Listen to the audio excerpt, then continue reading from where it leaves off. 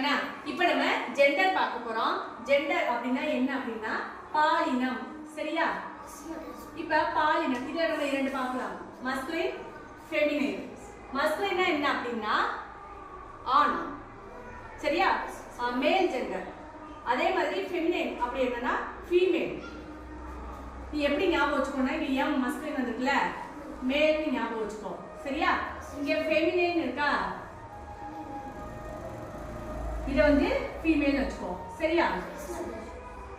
இத ஞாபகம் வச்சுக்கிட்டீங்கன்னா இது உனக்கு ஈஸியா இருக்கும். இப்ப பாருங்க, இங்க மேல் அது ஃபீமேல். இது நீ ஞாபகம் வச்சுக்கணும், மஸ்குலின் ஃபெமினைன். சரியா?